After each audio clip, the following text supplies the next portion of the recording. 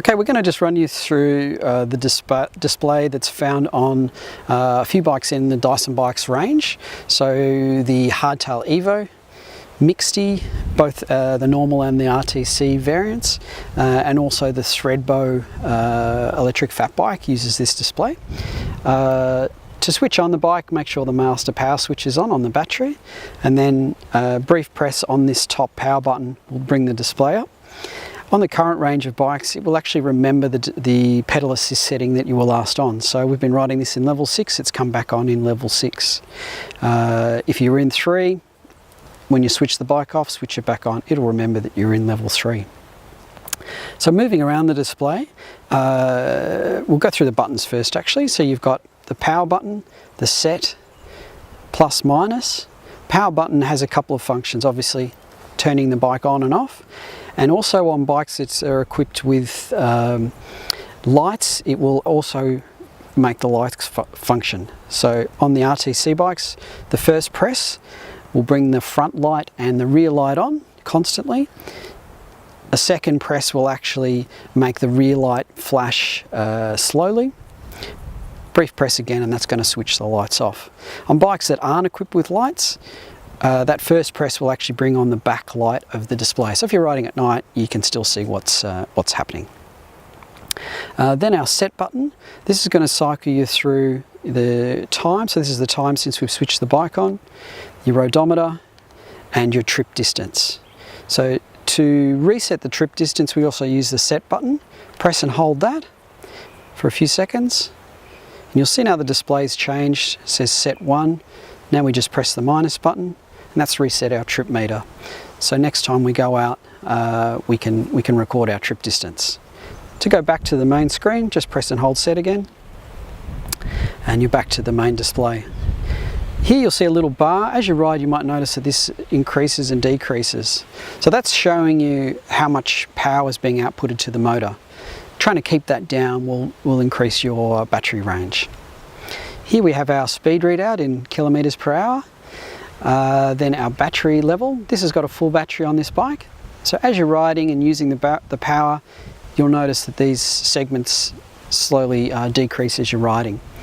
You might notice too, if you're in a high level, particularly in level 6, this may decrease as you go up a hill or require a lot of power, and then it will recover again when you're on a flatter ground or it's a little bit easier surface. The other function of the bike we have is the assist levels, which is shown here. So you can go down to 0. 0 is no assistance at all, so it's just a normal bike. But in that 0 function, you'll still record your trip settings, you'll still be shown the speed you're running at. You can run the bike with this display off as a normal bike as well, but you won't record any trip distance. Level 1 is the lowest assist level. It's only going to be about around about 70 watts maximum assist, so quite gentle, and that's great for when you're improving your fitness or trying to get a lot of range out of the battery.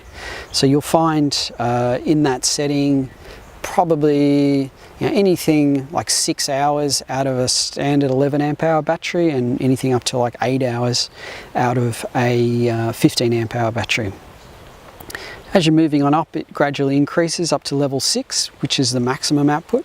It will peak, the power will peak up quite high, anything up to 500 or 600 watts, and then it will decrease back to 250 watts continuous, as is required by law, and then cut out at around about 27 k's an hour is the maximum.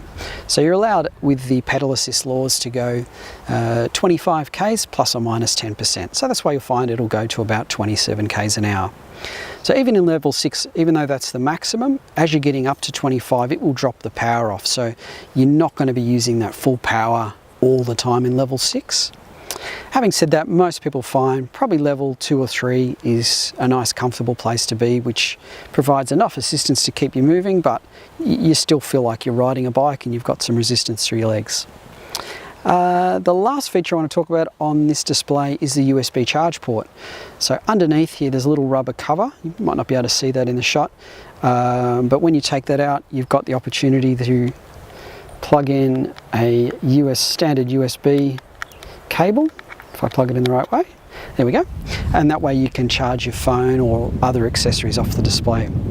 You do need to switch that on. To do that, we do the press the set and plus buttons together, and you can probably just see, if you look carefully, the little USB symbols come up in the display.